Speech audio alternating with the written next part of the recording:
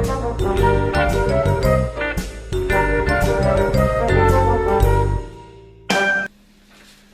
guys, Joe DeMarco from the Crazy New York Driver Show. Today is Friday, April the 3rd, 2015. Welcome to another eBay video. Today's topic, the main topic for today, will be how to make your eBay store mobile friendly.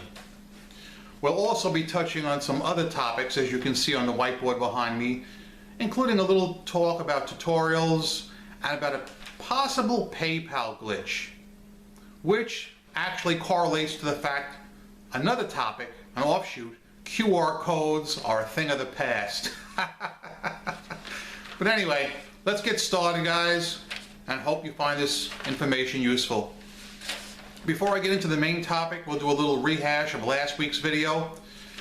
I was reading your comments on last week's video, and quite a few of you people wrote in and said your sales are a lot slower than they have been, or in some cases non-existent. That may correlate directly to what the main topic of today's video is going to be, how to make your eBay stores mobile friendly. So if you digest that material and employ it to your listings, hopefully that will turn around for you. You may remember a few weeks ago I started talking about, because I'm offering free shipping, I changed all my listings to reflect calculated shipping as opposed to flat rate, and that has made a big difference. So hopefully this will make a big difference in case any of you guys have not employed these changes as yet. So what happens is, one of my Facebook friends, Gladys Ramos, was sitting in on a Google webinar a few days ago, and she posted this information to the Facebook group, to one of our Facebook groups, and I thought it was very important, and I figured I would pass this information on to you. A lot of this stuff I knew already, but there's a few things that, I didn't. So I would like to discuss these items with you now, and let's go over them one by one. These are the 7 things you need to do to make your eBay store listings mobile friendly. Number 1, do not use any templates. I know a lot of you longtime sellers are big on using templates. I never was big on that, but for those of you who are, you are strongly suggested not to use them anymore, because it'll mess up search on mobile. Number 2, no embedded pictures. Always use eBay picture services. I believe they give you 12 free pictures per listing. Use as many of them as you can. They say the more pictures you use, the higher you up are in search, okay? But the important fact is, do not embed any pictures. Number 3, use size 14 PT, size 14. Number 4, left align your description, okay? Left align as opposed to centering it. Number 5, something I've talked about a long time, no color fonts. I remember I mentioned that about a year ago. Do not use color fonts because it's going to mess up your search in mobile. And there were some people that actually laughed at me for it. They said, Joe, how could you say such a thing? That makes no difference at all. I'm a big SEO expert and I know what I'm talking about. Well, apparently you don't, and apparently you're not. So guys, don't use color fonts. It's for your own good, I'm telling you this. All right? Next, add in item specifics. That's rule number 6. I've been doing item specifics for some time. They vary from category to category, but the more specifics you list, the higher you will be in search. For instance, in eBay Motors, they'll ask you the part brand, so you might want to enter in, let's say, Plymouth. Then they'll ask you a part number, a manufacturer's part number, which you can enter in, which I usually do. And then a trade reference manual number, Hollander number, or Mitchell, whatever you use. I enter them in. And, all kinds of things like that. It helps you in search, so trust me on that. Number 7, high quality pictures.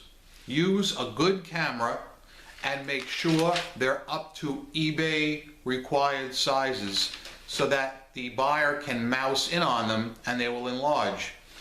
I myself use a Canon digital camera for most of my listings. I know some of you guys love to list with your iPad or your iPhone.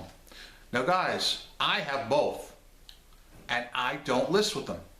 I really don't. Only in an extreme emergency will I do that. I like the camera, my little Canon digital, the best. It produces clear, sharp pictures.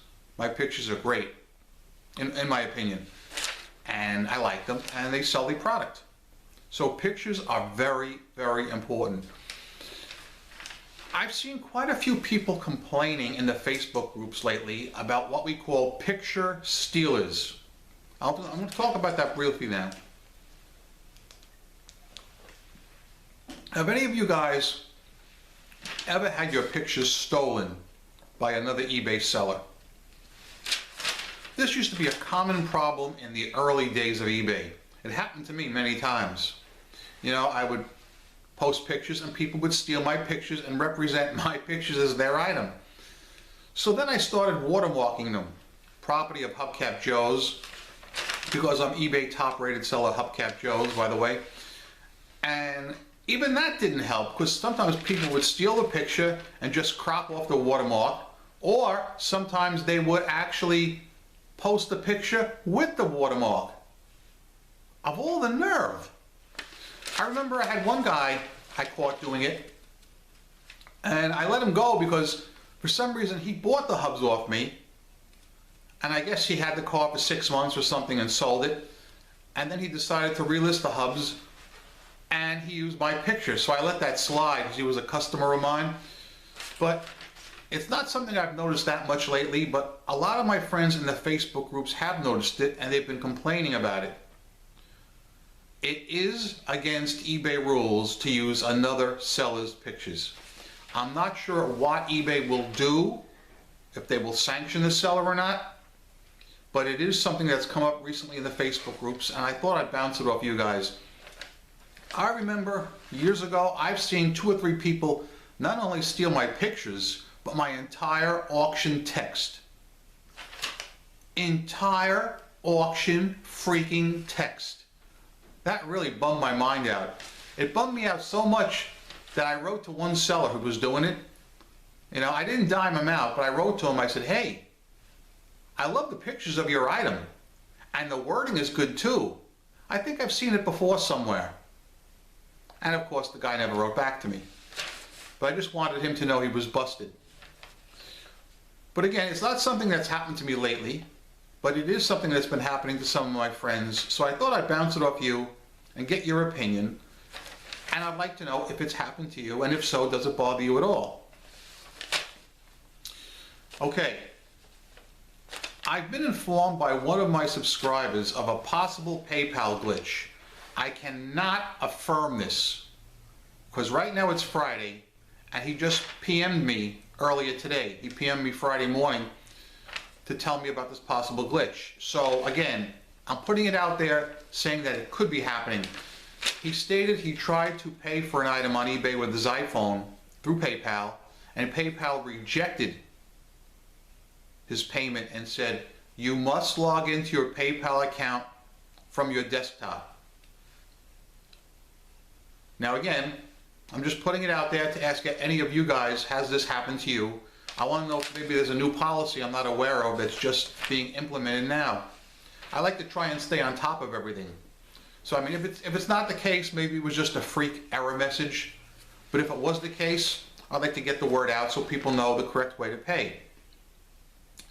And as far as QR codes, that's a subheading of my PayPal glitch topic up on the whiteboard there.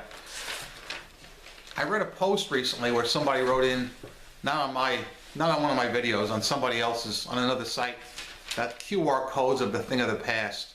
And you know guys, I'm sure you know what QR codes are. They're those little things you scan in with your iPhone here. And they were fairly big years ago, but they're like dinosaurs. They are a thing of the past. I don't even feel it's really worth mentioning, but it does vaguely tie into the PayPal glitch thing, and I wanted to put that out there as well. And if you want to state your opinion on that, you are more than welcome to do so. This past week, I've had one cancellation and no returns at all. If you watch my tutorial videos the other night, you'll see the one cancellation I had where a guy from overseas made a purchase, paid, waited about 6 or 7 hours, and wrote to me and said, listen, I bought 13-inch hubcaps from you, but I really need 14-inch.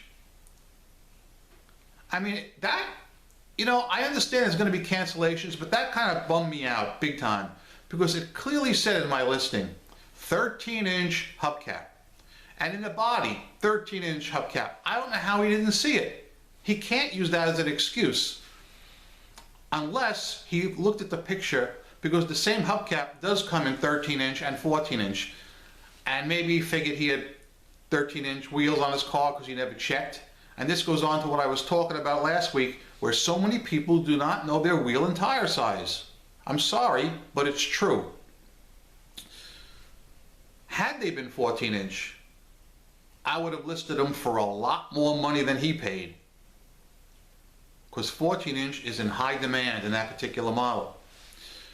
But anyway, I consider myself lucky this week. One cancellation, no returns at all. So yeah, I consider that a good week.